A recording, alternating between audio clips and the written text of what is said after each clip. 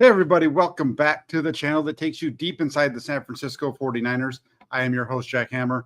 Welcome. Today, we are going to be taking a look at the 49ers defensive line. The question for today is, are the 49ers playing with fire or fueling success? We're going to get into all that next right here on Inside the Farms with Jack Hammer. Before we get started, though, just want to shout out a couple of folks over in the comment section. We have Lucas Pesci, who comes to us from Austria. He says, hi, Jack. Lucas is a member of the Toolbox. If you want to join and always get your comments posted, go ahead and join the Toolbox, become a member of the channel. That way you always get your comments read. And then he also says no days off for Jack. Absolutely. Right now there's no days off. Today, the closest I got to no days off was I didn't have to drive into Santa Clara, but I'll be getting on a big bird in the morning, flying out to Vegas for practice first thing in the morning tomorrow. So we'll be out there again for 49ers joint practices. And I want to get this show in before that, just because I think it also leads into what's going to be happening out in Vegas when they take on the Las Vegas Raiders. We also have 49er Empire, says let's go 49ers. So let's get into it. Are the 49ers playing with fire along the defensive line? And this is a question that's been bandied about throughout the offseason, because the 49ers, what happened here is the 49ers this offseason, they lost Samson Ebukam, they lost Jordan Willis, and they lost Charles Omenihu. Three really good defensive ends that went elsewhere. Those three players last season for the 49ers combined for 11.5 sacks. So that's a bit to have to pick up now. And so you look at the names of the players that they brought in, and they have a guy like Drake Jackson. That's who they drafted last year in the second round. They have Clelin Ferrell, Austin Bryant.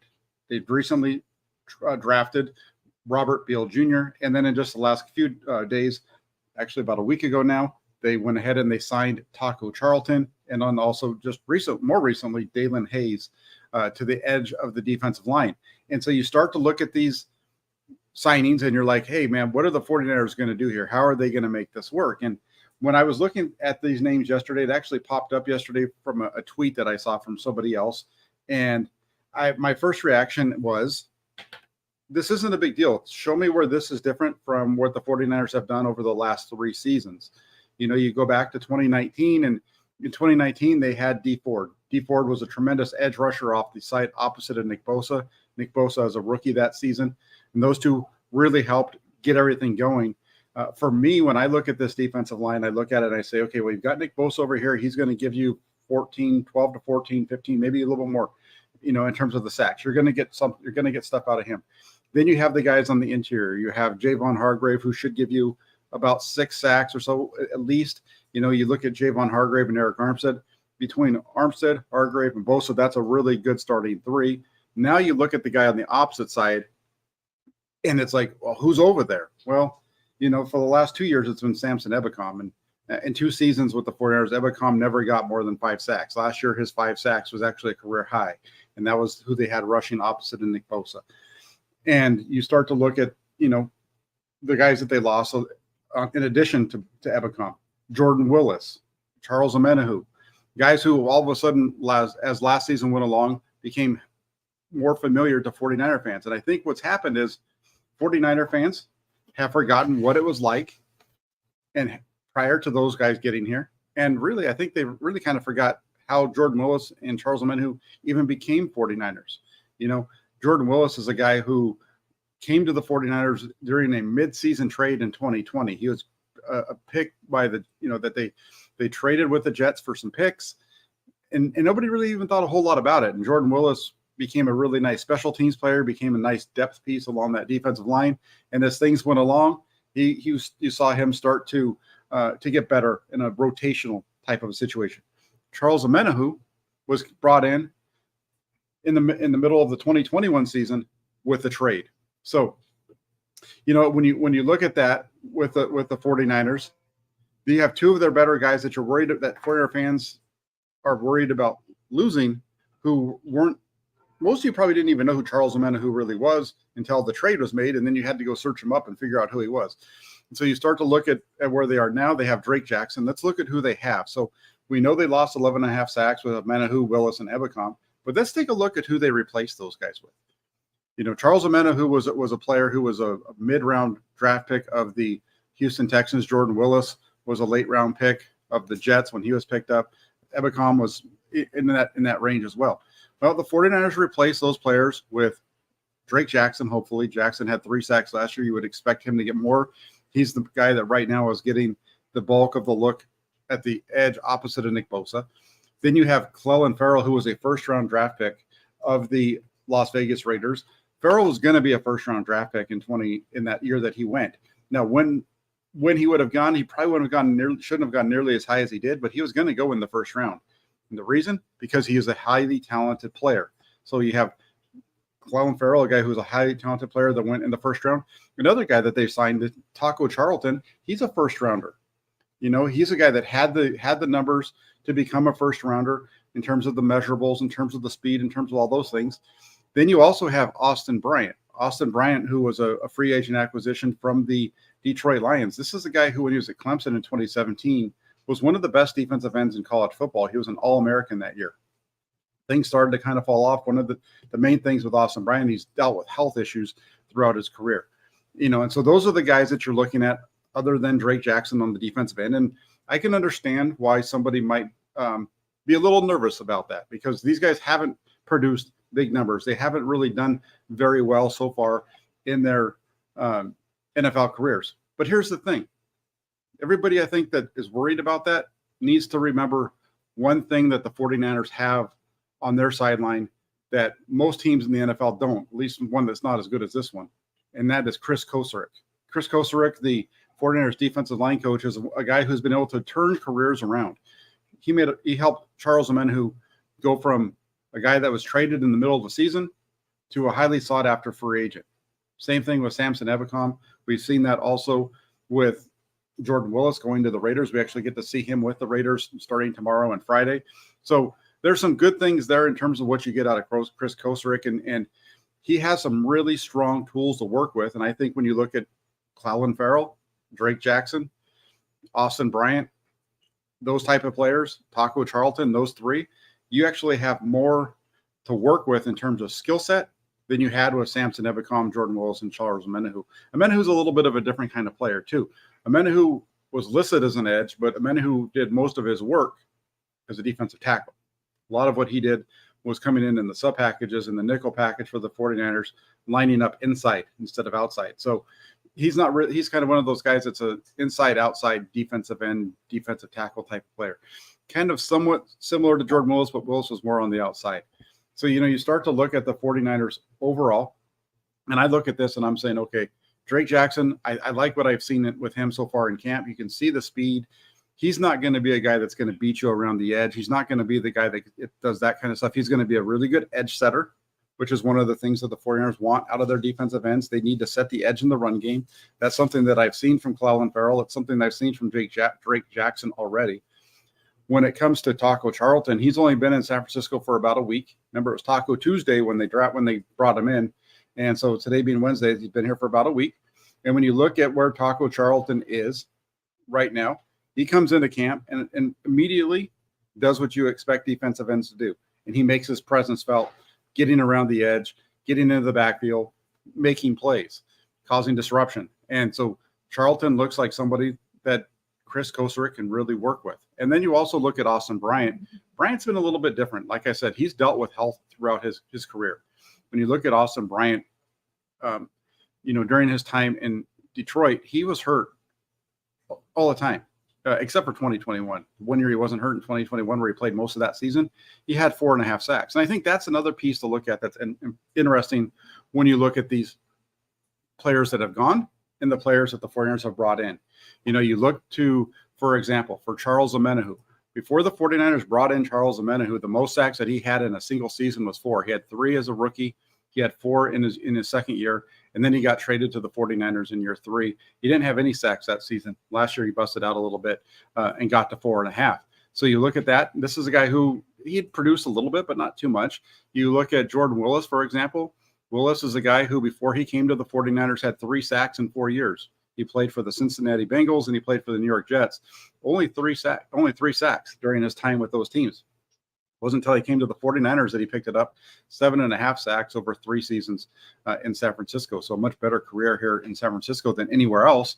And again, that points to Chris Kocurek and the job that he does with getting these guys. And I think the 49ers scheme as well. Kosurek's a really good coach, and Kocurek is part of the reason why the 49ers run the wide 9. And the way that they get the wide 9, that job isn't easy. but it's not overly complex with what their responsibilities are, which allows those players to play fast. And if you get guys that play fast, they're usually going to play good. That's one of the biggest things about defense. You got to make it simple so that they can play fast, allow them to make plays in the backfield, allow them to get after the quarterback and do what they want to do, allow them to set the edge in the run game. Just make sure you keep that outside arm free, make sure that you force everything back up inside. And that's what the 49ers look for with their defensive ends. So, again, Ebicom 4.5 was the most he had before coming to the 49ers. And then you look at who they brought in. Like I said, Clelin Ferrell, when you look at his career, he already has had 4.5 sacks. He's already been there. And I think we're going to be able to see him get back to 4.5 sacks this season. He's not going to be playing in a starting role, but as a rotational piece, getting in there behind Drake Jackson, getting in there, behind Nick Bosa, you're going to see him get plays. You're going to see him make plays on the ball. Austin Bryant is a guy who 4.5 sacks in 2021. Again, more than Charles Omenihu, more than Jordan Willis had at any point before becoming a 49er, tied with what Samson Ebicom had before they brought him in. And then the last one, Taco Charlton. If we look at Taco Charlton, he's even better. Taco Charlton back in 2019 as a member of the Miami Dolphins had 5 sacks that season. So the 49ers have a lot of guys along that defensive end who have the skills. They have a lot of guys with skills. And the thing is, as 49er fans, as 49er reporters, we just haven't seen them actually do it on the field yet as 49ers, but that doesn't mean that they haven't done it in other places around the NFL. They have. And Clelin Ferrell is looked at as a guy who's disappointed in his career. But the only reason that he's looked as a disappointment is because he was taken in the first round. And he was taken as one of the top players in that draft. Like I said, if he was taken later on in the first round or what have you, nobody would be worried about it. The disappointment in Clelin Ferrell is all about draft position and what you expect to get out of that. And you don't get that here in San Francisco. In San Francisco, he's a free agent looking to make the team. If he can give you 4.5, 5 sacks, you're going to be thinking that it's gravy. At least that's the way that I look at it.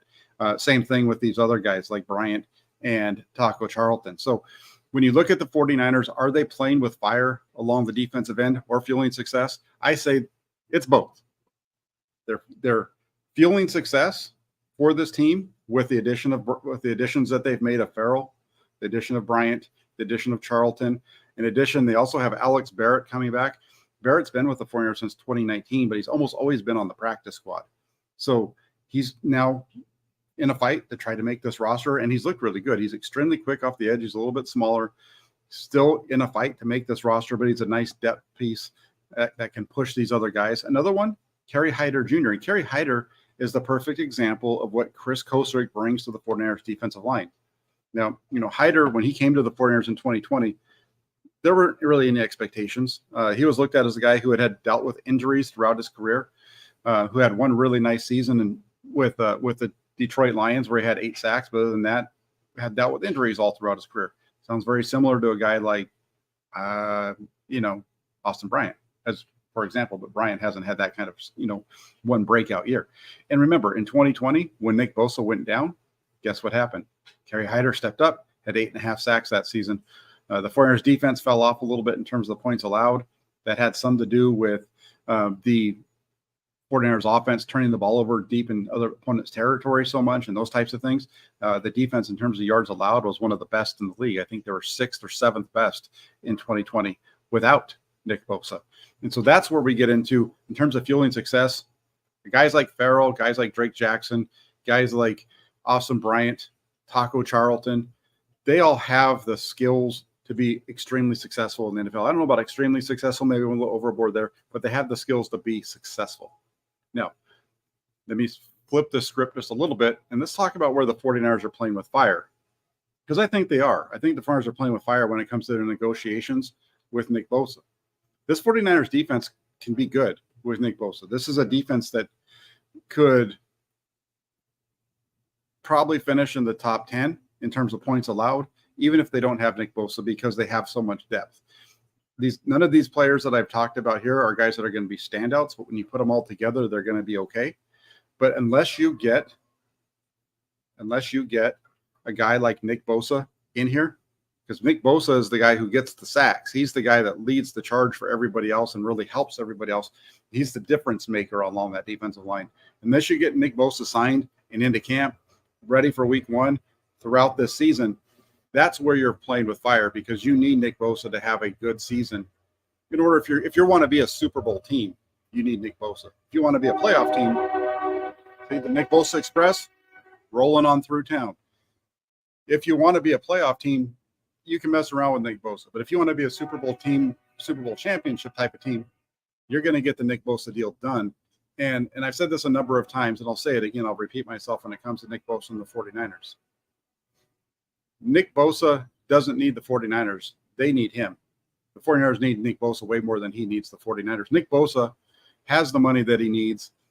His family has been successful. They're smart with their money. He can live off of his boat in Miami, out in Florida, wherever part of Florida that is, work out, get himself into shape and all those kind of things. He doesn't need to be here until the 49ers give him the amount of money that he wants. And when I look at the Nick Bosa deal, the only thing that I can think of that's holding this up, it's not the overall money. I think the overall money is pretty well known what Nick Bosa is going to get and what he's going to get per year. It's the guaranteed money. And it's not just the guaranteed money, it's the upfront signing bonuses and those kind of things. Because you can build in triggers along the way to help the player out and make it look like the guarantees and the bonuses are more than they are. But if they're not 100%,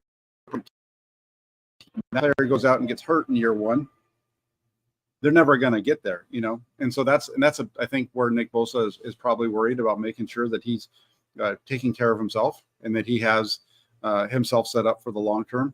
You look at Nick Bosa overall, and you know he's already dealt with injuries in his career. 2020 with the injury, he had some injuries at Ohio State before he got drafted by the 49ers. So you know you got to be smart about these types of things, and the 49ers do a good job typically of taking care of their guys. Guys like Nick Bosa, guys like Eric Armstead, Kyle Juszczyk, what have you, they usually get those guys good money. And then not only that, but because of the way that they structure their contracts, they allow themselves to, they might not get a huge signing bonus right up front, but because of the way that they structure their contracts, they are renegotiating that, giving them big chunks of money as they go along while keeping their salary cap numbers down. So that's where you're there. If you 49er Empire says he wants me to give him the link so that he can give me some of his mom's money. Hey, I think the best way to do that is actually on the computer. I'll have to figure out the link to it. But if you're, I'm not sure if you're watching it on your computer or on your phone. There's one of them though where it allows you to become a member. I'll do some double checking for you for your Empire so that I make sure that I can get you that information tomorrow after practice out in Las Vegas. But that's where I am on this thing. You know, I look at the 49ers defensive end. Is it a concern? It's a concern. Is it a big concern for me? No, not really, because I think that the 49ers have the depth there. And I think that when Nick Bosa gets in, you have a really good group. And we're going to get a better idea of where the 49ers defensive line is starting tomorrow and starting on Thursday and Friday, excuse me. When they get out there against the Raiders, we're going to get a really good example, because instead of going against the 49ers offensive line, they're going to be going against another team. And the 49ers offensive line has done a decent job against the 49ers defensive front, whether it's Jackson, Farrell, Bryant, what have you, Taco Charlton, what have you. They've done a decent job with getting in there. But in terms of beyond that, I think we're going to get a better look of what it looks like for across the NFL, because I think the 49ers roster is very deep. It's very good. And so some of these matchups where we're looking at guys that are fighting for positions, and maybe they're doing a good job, or they're struggling a little bit. Maybe they're not getting home on a sack or what have you. We're going to see what they look like against competition like they're going to face everywhere else. Because I guarantee you the 49ers roster, if you look across the NFC, is top two. There's some spots where they're better than the Eagles. There's some spots where they're not better than the Eagles, but they're pretty close. When you look at the rest of the NFL, it's the same. Flyers have a top 5-6 roster across this league. So they should be right in there. And then Sean 9519ers, good to have you on board. Says inside the Flyers with Jack Hammer. Bosa is a done deal. They signed Hargrave for a reason, to have Donald Miller-like combo, somewhat like the Rams did, and make sure Armstead and Drake and Clellan are one-on-one. And I agree with you. I do understand that. I do think that they feel very confident that it's going to get done. And that's fine. I do think that, like I said, I think the parameters of the deal are done, but it's not done until the name is signed and it's done, if that makes sense. And I do think that there's, it's not I'm not worried about it at this moment in terms of Bosa having to be in camp and to be ready for the season. We know that he's a hard worker. We know that when he shows up, he's going to be ready to go. He's going to be physically in shape. I just would like to see him get in here probably around the third week of the preseason. Not because he's going to play in the preseason game, but to give him time to get going, get some reps under his belt in practice, bang a little bit against his teammates, so that when he gets to week one, that's not the first time that he's really had contact. I hope that makes sense. Third string all pro says, thanks for the content, Jack. Some of the other content creators in quotes are a joke. Hey, it's to each their own. Everybody has a right to put up a channel, and it's your right as a consumer to decide who you want to listen to and who you don't want to listen to. Beyond that, I've said some things about some groups this offseason during training camp, and we'll leave it at that. There was a couple over here I wanted to shout out really quick because I didn't get to them earlier. Let me get to it. I'm scrolling through. There's another one saying that the Bosa deal is going to be done in the preseason.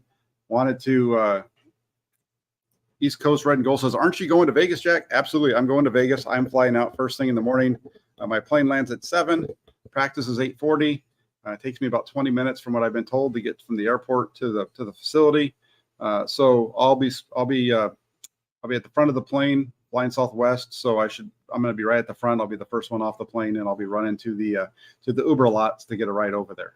And then we also have Niner Sickness Podcast. He says, hey, Jack, it's my birthday today. Can I get a shout out? Absolutely. Happy birthday, Niner Sickness. So you say it's a birthday. Well, it's not my birthday too, but happy birthday, Niner Sickness Podcast. I that's good. Hope you're having a great day. Hope all your loved ones are making sure that you know how much they enjoy you, how much they love you, and all the good things that you're doing. So happy birthday out there for Niner Sickness. Let's see what else we got.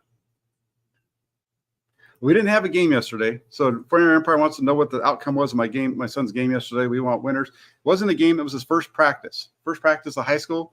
I wasn't able to make it there, but I had a secret agent who showed up, my brother, to watch, and he gave me a call as I was driving to let me know how it was. And then I had a really good talk with him after practice too. So it was good. First day of high school football. Those are memories that you always remember. Let's look at some of the other things. Sean 9519ers, another one, says, agree he needs to play with Hargrave and get comfortable with his play. Yeah, and I don't even know if it's so much of getting comfortable with Hargrave or getting comfortable with any of the guys, is getting comfortable with getting hit.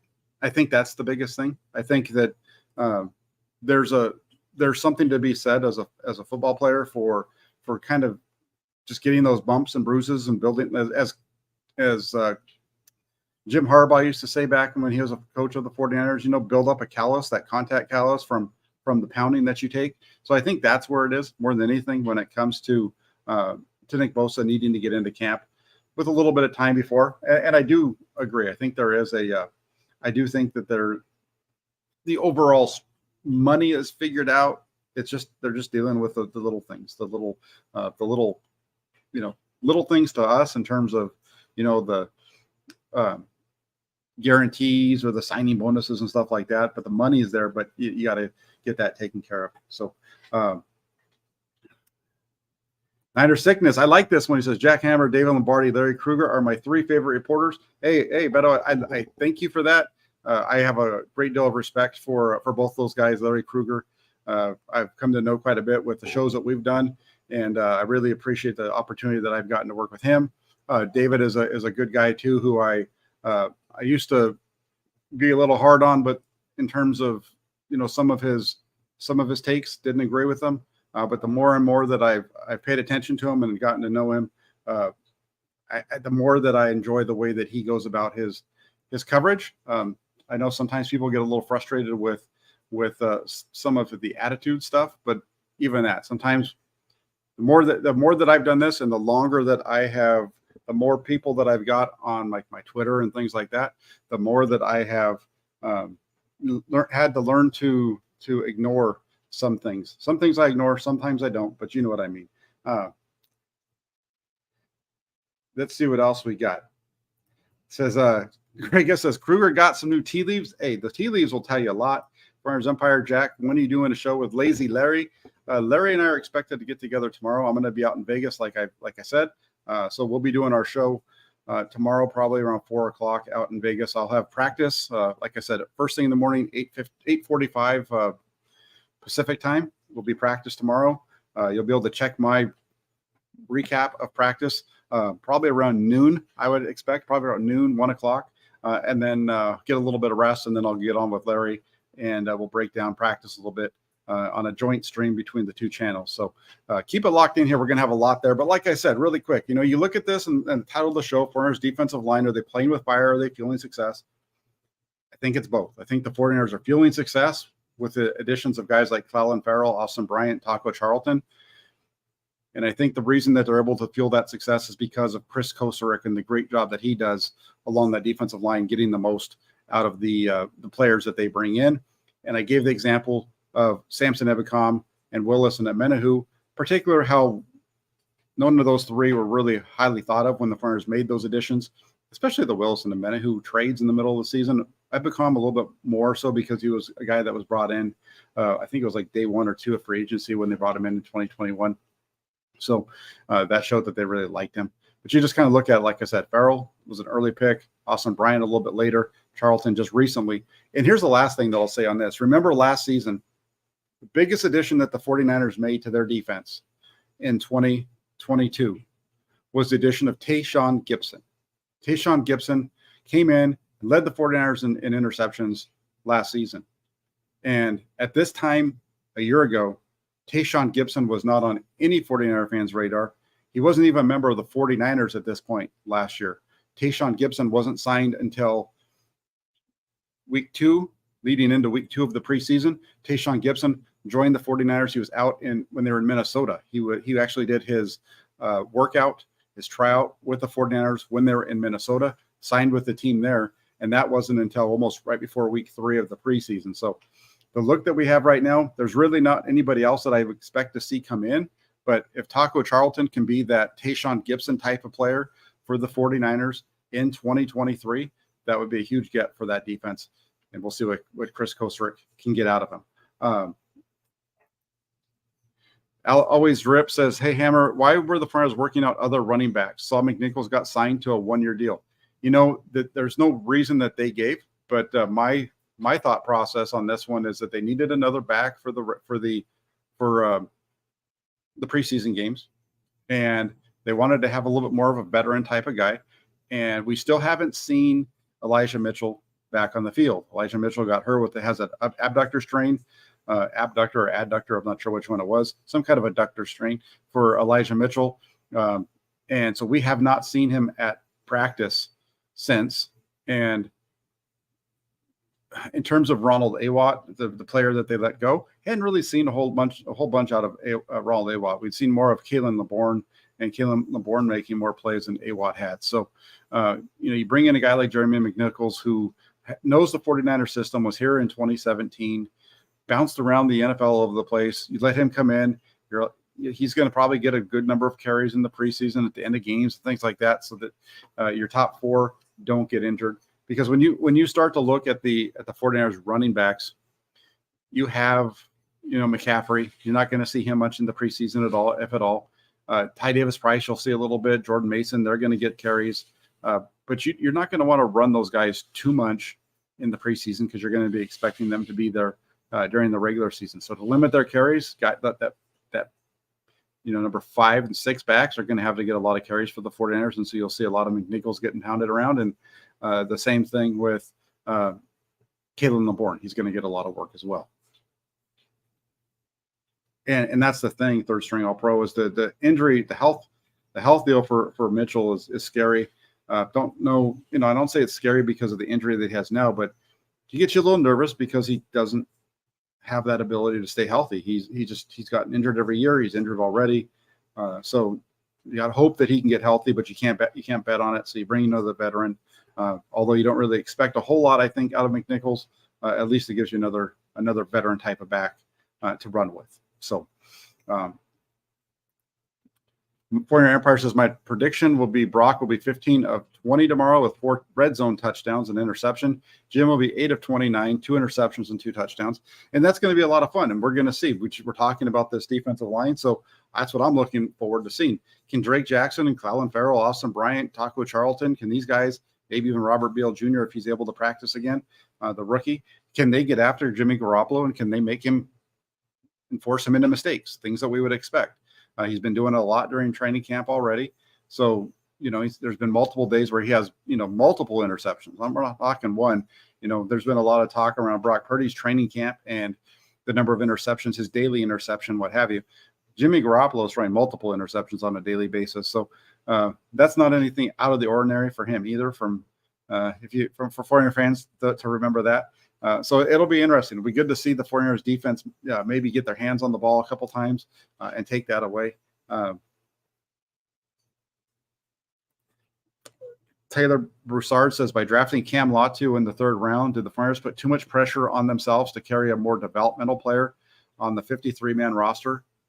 I don't think so. I look at the 49ers tight end position, and it would be nice if you had a tight end that was catching the ball better than what Cameron Latu's doing right now. They went through the entire season last year with Charlie Warner, who couldn't catch, and he's still around. So you look at it, and when it comes to I don't think they put too much pressure on themselves to carry him. If he's not good enough to make the roster, he won't make the roster. But I do think Latu, there's some things to like about him.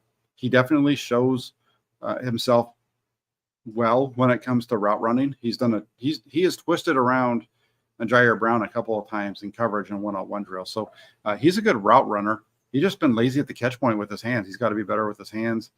As a blocker, he's been a really nice blocker. One of the things that stood out to me with Cameron Latu is watching him in one-on-one pass drills, and he wins consistently. So from a blocking standpoint, I think the 49ers upgraded that second, third tight end position. But as a receiver, until he starts catching the ball with regularity, he's going to frustrate people. Braden Willis is the opposite. He has better hands, but he's not as good of a blocker. So you've got those things going on. And when it comes down to it with the 49ers, they run a lot of 21 personnel. When they run 21 personnel, a lot of times they can get into formations that look like 12 because they'll move Kyle Juszczyk into like a wing and those type of things, which is where you would put a move tight end anyway. So you look around and is it pressure on themselves? And I don't know if I'd say pressure.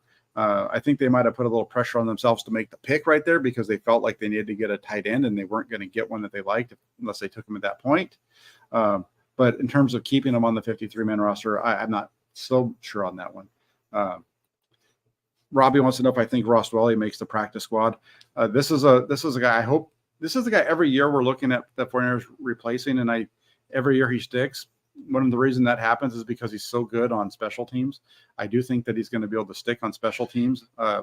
If the 49ers keep 4 tight ends for sure, I think he's the 4th because of his ability to play on special teams. And quite frankly, of the tight end group, he has the second best hands.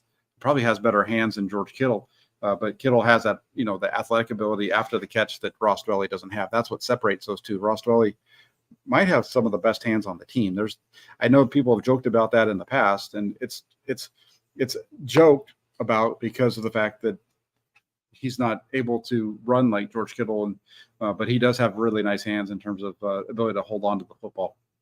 So I like Dwelley. I think there's a good shot that he makes the team if they keep 4 tight ends. If not, I think there's a good shot. And that's the other thing too. Something to think about when the 49ers get to that cut down day. The focus is always on the 53, right? So I've seen people talking about like the wide receiver position and how deep that is. Will they keep 5? Will they keep 6? Those types of things. Willie Snead had a really nice camp. Willie Snead's going to be on the initial 53-man roster of the San Francisco 49ers. He'll end up, if he's a member of the 49ers, he's going to be on the practice squad. And so when you look at it, you have your 53, but then you have a 16-man practice squad. So they get 69 guys total. And so when you look at the 90 players that the 49ers have, it's what 21 are going to be cut and what 69 are they going to keep on the team. Because remember, those practice squad players can be brought up and down to play in games as well. So they can only do it so many times, and then they have to be elevated to the active roster and go through the whole waiver process and all that kind of stuff to get back onto the practice squad. But keep an eye on it. That's the big thing, I think, for the Flyers. We talk about 53 all the time. Pay close attention to the 53, but also understand that there's 16 more that they're going to add to the back end there. The first round of cuts doesn't happen until after the second week of the preseason. So there's only 2 cut down weeks, I believe, this year, right after the second preseason game. I think that Monday after the first preseason game, and then they have the final cuts, and that's it. So we still have a little ways to go there. We're going to have 90 on the field. Speaking of Juszczyk, do you think his potential replacement is on the roster right now? Willis, Jack Hammer, and then the Jack Hammer is Jack Coletto. Seems like a potential cap casualty next year. I do think that the potential replacement is on the roster right now, whether it's Willis or Jack Coletto. I think one of those two could be the potential replacement for Kyle Juszczyk. I would say I probably lean a little more towards Willis being that player because of his athletic ability, maybe being a little bit higher than Jack Coletto's. And that's the thing, I think, when it comes to Kyle Juszczyk, is how athletic that he really is. He's not just a fullback. That guy can do a lot of things for you. So when you look at it overall, I do think there's a potential. Kyle Juszczyk talked about this the other day when he was asked about Jack Coletto and, how much do you actually provide to those players and those types of things? And do you worry about giving them too much information? And, there's a fine line there, but we'll go from there.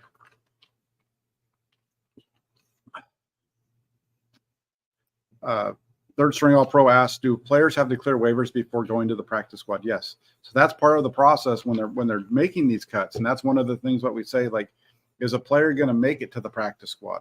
Because sometimes you'll see a team keep a player on their 53-man roster because they don't want to expose him to waivers before they can get him to the practice squad. That was one of the things Kyle Shanahan has talked about this offseason with regards to Brock Purdy and last year's training camp, and how he was playing so well that they were worried about exposing him to waivers to get him onto the practice squad. One thing led to another. He kept, playing at the level which they felt comfortable with him being their backup if they needed him to be. Jimmy Garoppolo ended up being healthy, and they were able to make him number 3, but they didn't want to expose him to waivers. So sometimes you'll see a team that really likes a guy. They might not want him on their 53-man, but they'll keep him originally so that they don't expose them to the other teams right away. And then as the dust kind of starts to settle and you get into preparing for week 1, like around that Monday, all of a sudden all the teams are kind of set. They've slipped that guy through waivers to try to get him back to the practice squad and stuff like that.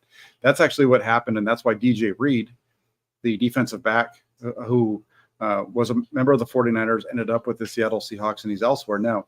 That's what happened there. The Flyers really liked him. They didn't have a spot. They tried to slip him through to the practice squad. The Seahawks said, "Oh, thank you very much. We'll take this one." They were able to sign him to claim him off of waivers, sign him to their team, and stole him from the 49ers. So that's part of the reason that you go through that process.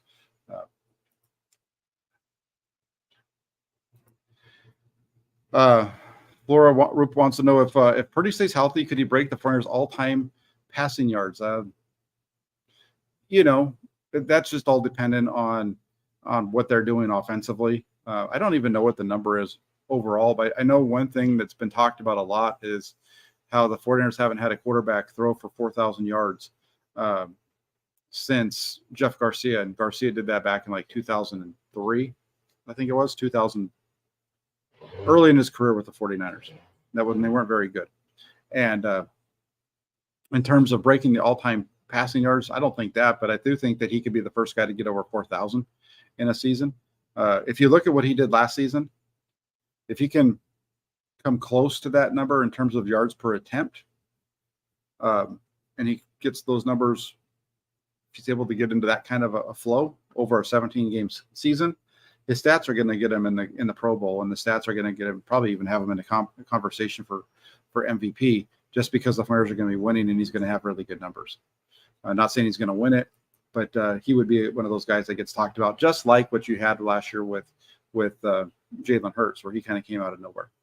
And he's going to get, at some point, he's going to get paid a lot of money. So we'll find out. Well, you get paid a lot of money by some team, depending on what he does. Let's see real quick, just looking to see if there's any more Niner Sickness podcast real quick. He says, I can't wait for tomorrow's practice against the Raiders. Neither can I. This is one of the things that I'm extremely excited about. I have not been able to travel the last couple of years. I couldn't get down to San Diego for the joint practices against the Chargers, and I wasn't able to get out to Minnesota last year. So this is the first time I've been able to travel for the joint practices. Really excited to get this opportunity. Just all worked out with everything that I have going on, and looking forward to getting out to Vegas first thing tomorrow morning, getting to the facility and watching the 49ers go up against another NFL team. I'm looking forward to what that's like.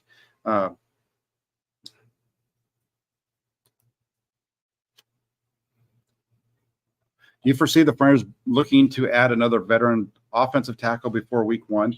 Depth seems questionable and already dinged up. This is a good question. One of the guys that's out there that's a free agent right now is Tom Compton. Don't laugh too hard, but we know what Tom Compton is. The 49ers know him really well. They almost got to a Super Bowl with Tom Compton playing right tackle. So if you could bring in Tom Compton, that's a guy that you felt good enough at one point to be a swing tackle for yourselves. So if they have a need at offensive tackle, that would be a guy who's a veteran that's on the street that you could add. Beyond that, there's not very many offensive tackles that are out there as veterans that you want to bring in that are going to really step up and do too much. I will say when you look at the offensive tackle position, I do think that they're pretty good at the starters. I do think Colton McKivitz. I'm looking forward to seeing how he handles Max Crosby and the Raiders pass rushers. We've seen what he's done against the 49ers. I'm looking forward to see what he can do with the Raiders there. I'm also looking forward to seeing what Leroy Watson can do. Leroy Watson making the transition from tight end to tackle. He still has a way to go, but he's looked pretty good in some of his reps. Matt Pryor is a guy who's only been playing on the right side. They've talked about possibly getting him over to the left, and they need to get him over there in order to see if he can be a swing tackle for them. So beyond that, if the 49ers are going to go out and get themselves a veteran offensive tackle, it's probably going to be a guy like Tom Compton, so a player of that type of ability.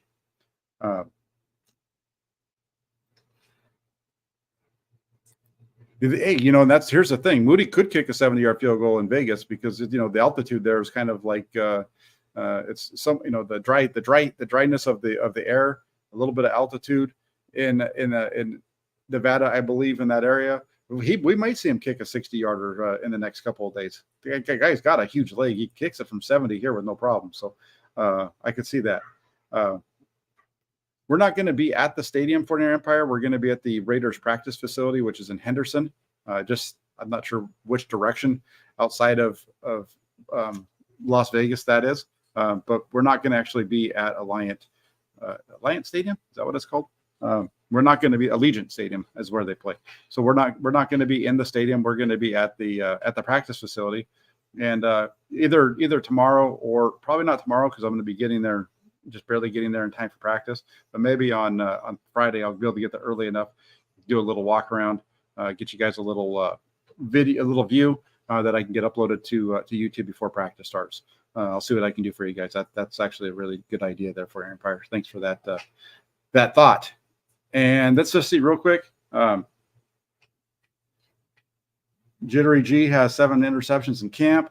I think it's more than that. I think he has 7 interceptions in like the last 3 practices. So anyway, that's it for today, though. I think we had a good one. Playing with fire, fueling success along that defensive line. I think it's a bit of both. I'm really looking forward to seeing what Chris Kosterick can do with Farrell and Bryant and Charlton and how he can bring along guys like Alex Barrett and Robert Bale Jr. and Drake Jackson as well. So, hey, really quick, thanks everybody for joining. I haven't said this already, but if you can do me a favor, hit the like button before you leave. And then after you hit the like button, make sure you subscribe to the channel. If you're watching, you haven't already subscribed to the channel. Once you do that, also make sure you turn on your notifications. You're not going to want to miss any of the updates right here on Inside the Farmers with Jack Hammer, especially with training camp going on. We're going to be out in Las Vegas. And so the only people you're going to hear about this from are those of us with boots on the ground. Fans aren't allowed in terms of like they were out here in Santa Clara. So tune into the show. I'll give you all the details of practice tomorrow. Making sure you have those notifications on is important, though. That lets you know every time something gets uploaded or when we go live. You're not going to want to miss it. So thanks a lot for tuning in, everybody. Have a great rest of your Wednesday. I look forward to talking to you tomorrow from Las Vegas. Take care, everybody. Talk to you soon.